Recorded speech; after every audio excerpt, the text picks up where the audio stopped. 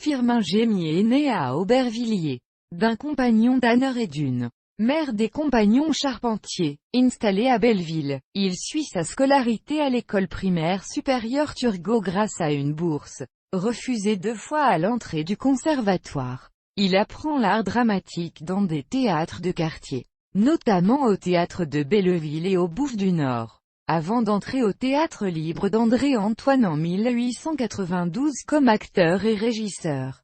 Il découvre avec Antoine la volonté de proposer un théâtre de qualité et bon marché. Il débute sur scène et se fait connaître par la première interprétation du But dans Ubu-Roi, d'Alfred Jarry, au Nouveau Théâtre de Lugnépou. Il quitte Antoine avec quelques membres de la troupe, et joue au théâtre du Gymnase pendant une saison.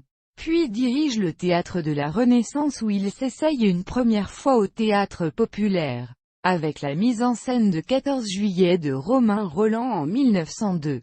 Redevenu acteur 1 an plus tard, pour payer les dettes contractées à la Renaissance, il s'associe à Camille de Sainte-Croix pour créer un théâtre populaire parisien, soutenu par la commission de la Chambre des députés en 1906, mais refusé par le conseil municipal de Paris. Il met également en scène à l'Odéon La Rabouilleuse d'après Balzac, pour laquelle il interprète Philippe Bridot, à la tête du théâtre Antoine entre 1906 et 1919. Il alterne pièces à succès et nouveaux auteurs pour équilibrer les recettes, influencé par Romain Rolland et son Théâtre pour le peuple, et par le Théâtre du peuple de Busan. Il crée, avec l'appui de Joseph-Paul Boncourt, le Théâtre national ambulant, 1911 à 1912.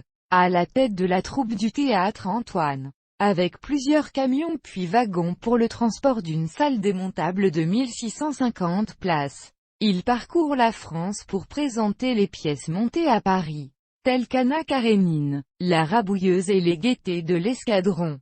Faute de recettes suffisantes, malgré le gros succès populaire, l'expérience est rapidement abandonnée. Il fonde la Société Shakespeare en 1917 et crée le Marchand de Venise. Comme Antoine, Gémier cherche à renouveler la mise en scène. Il investit la salle comme un élément de la scène. Il utilise les effets de foule. Poursuit le travail d'Antoine sur la lumière en supprimant la rampe et travaille avec Émile Jacques Dalcroze l'intégration de la musique dans la représentation. Il fonde ensuite le Théâtre national populaire, 1920 à 1933. Pour le critique Régis Messac, Firmin Gémier a trouvé la formule exacte du théâtre populaire.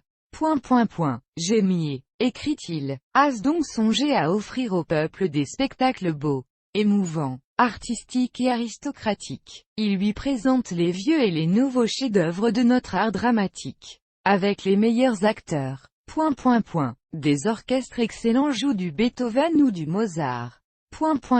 Le peuple se presse à ces représentations magnifiques. Le peuple, qui a du goût, se déclare enchanté et ravi.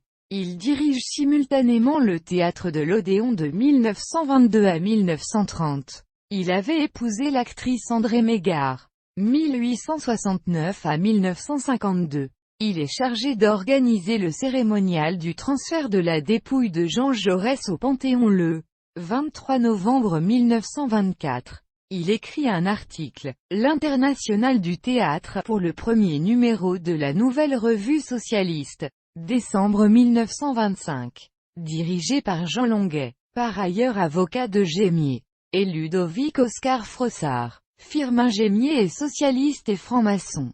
Membre des loges La Clément, Amitié et Ernest Renan.